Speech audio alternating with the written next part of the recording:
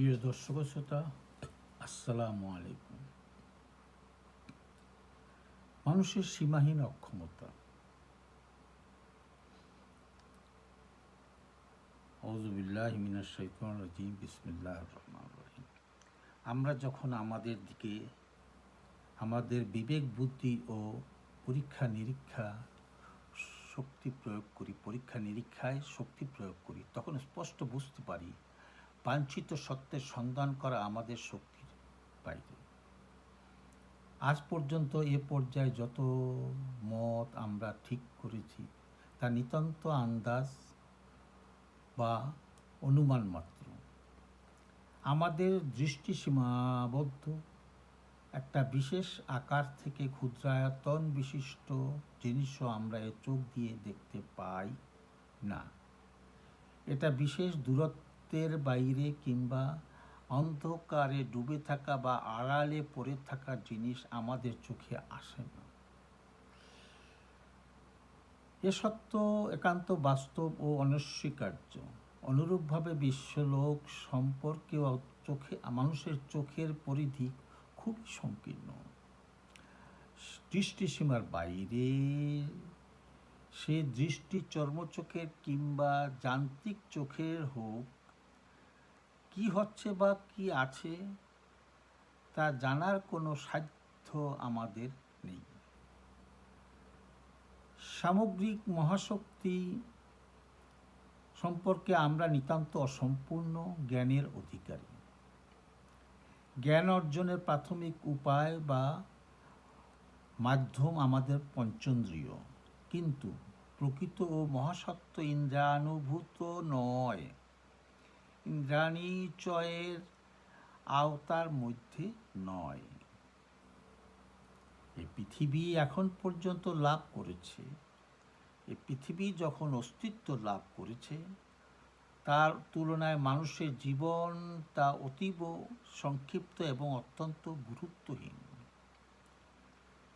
আর পৃথিবীটা আজ মহাবিশ্বের অসীমতার তুলনায় এক বিন্দু বা সমুদ্র তটের একটি বালুকণার সমানও নয়। এরূপ অবস্থায় মহাবিশ্ব সম্পর্কে মানুষ যেসব কল্পনা করে তা সাত অন্ধের হাতি দেখার হাস্যকর অবস্থারই সামিল। মহাবিশ্বের অসীমতা সম্পর্কে আমরা যখন কল্পনা করতে চেষ্টা করি, তখন আমাদের চরম অজ্ঞানতা আমাদের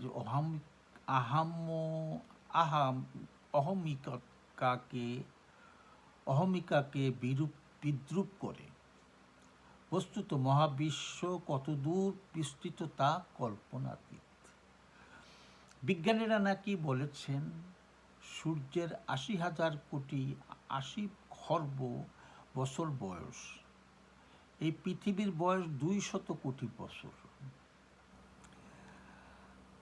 আর মাত্র ৩ কোটি বছর পূর্বে নাকি এখানে জীবনের লক্ষণ স্পষ্ট হয়েছে। কিন্তু তার তুলনায় ভূপৃষ্ঠের বসবাসকারীর বিবেক বুদ্ধি সম্পন্ন মানুষের ইতিহাস ১৫-২০ হাজার বছরের বেশি নয়। এই প্রেক্ষিতে চিন্তা করলে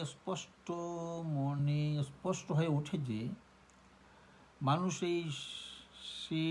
এই যে মাত্র কয়েক হাজার বছর তথ্য সংগ্রহের জন্য পেরেছে, মূলত মহাবিশ্বের বুকে নিহিত গতির রহস্য উদ্ঘাটনের জন্যে প্রয়োজনীয় সময় তুলনায় এ সময়টা অতি ক্ষুদ্র পরিসংখ্যান,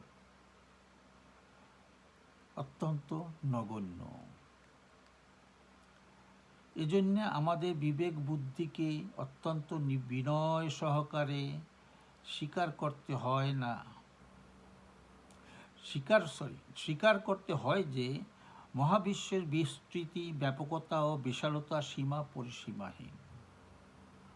আর তাকে জানবার ও বুঝবার জন্যে আমাদের বিবেক বুদ্ধি অক্ষম। আমাদের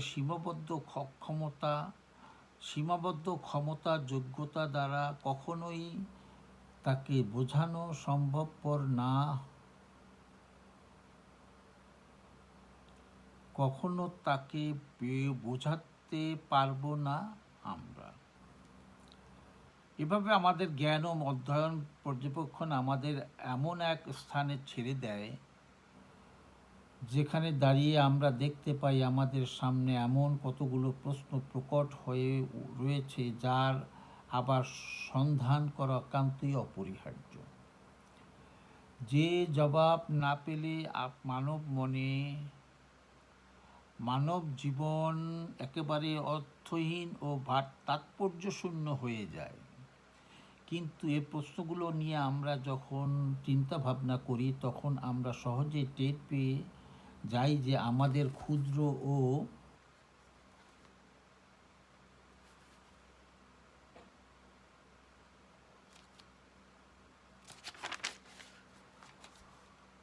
সীমাবদ্ধ যোগ্যতা প্রতিভার বলে যে এসব প্রশ্নের জবাব লাভ করা কিছুতেই সম্ভবপর নয়।